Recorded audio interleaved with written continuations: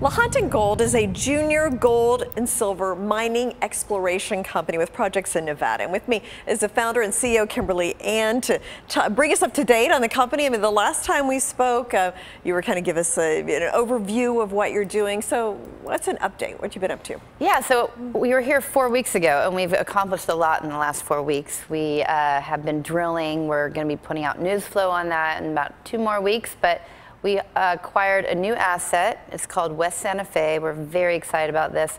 It's a very low-cost project we're getting, and it will add probably plus million ounces of oxide to the story once we can prove this out. So the goal for this year is to go after that once we're done with our drill program at our Santa Fe flagship asset. Okay, so rapid growth, it sounds like. Yes. You're really taking it. What's your outlook for the rest of this year and beyond?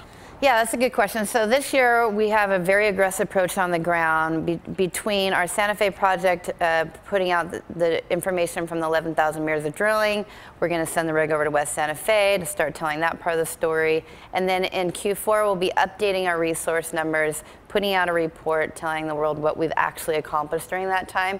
A lot of junior mining companies do a lot of drilling, but then they don't put out the information that gives you, like, well, what did you actually do? So we believe that these benchmarks for ourselves and for our shareholders is really important. So by Q4 we'll be doing that, and really our goal is to fast track this project back into production as quick as possible. Okay, so it sounds like you're kind of setting the stage. We are setting that the production decision. And we also just put out information about 6 weeks ago that we've started our plan of operation, which is a baseline studies that you do. It takes about 14 to 16 months. And this study is a significant study because it helps you be prepared for going into production in the future when you make that decision. We have not made that decision yet, but it is part of the, the business model for us.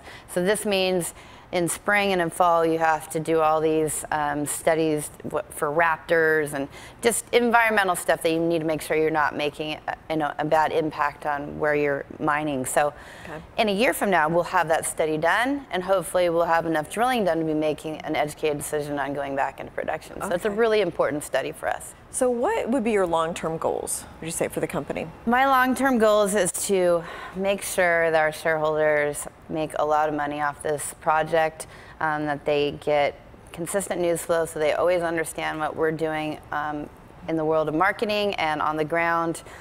We try to have massive access for our shareholders to know all the time where we are, what we're doing, and what we want to achieve for them. Now, we talked last time about all the different uses of metals. I mean, I don't think people even remotely appreciate the electronics and renewables, electric vehicles, things like that. I mean, talk a little bit about that demand and your outlook for gold and silver going forward. That's a really great question, because specifically gold right now is, people don't think of it as a critical metal, but it is in your iPhone, just to be clear. But right now the feds are gobbling up physical gold.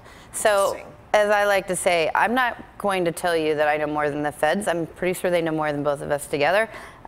If you're not buying gold yourself or investing in gold in your portfolio, then I think that's not a smart move. But more importantly, we need on the ground companies like myself pushing projects forward as quick as possible, because whether it's gold, silver, lithium, you name the metal, we need more of all of it for this net zero 2050 that the world is telling us we need to have. We have all these beautiful rural areas that are going to have problems with electrical cars. We have to really step up and address all these issues. And mining is the inconvenient truth that we have to wrap our heads around and go, it's not really that bad. It's very important for the world. Yeah, no, it feels like we're kind of rushing toward this electric vehicle, but we don't have the infrastructure and the resources yet in place for it. So I guess that's where you come in. I live in California, and you hear all the time, oh, it's going to be a hot day. We're going to turn off the power for 4 hours. The grid can't handle it. And you're going, that does not connect when you're talking about we're going to have a net zero world in 2050. Like, that just, hello, we need infrastructure. So we've got a lot of problems to address for the world, and this is a big one. Well, Kimberly, thank you so much for coming back and explaining it. Look forward to you coming the next time.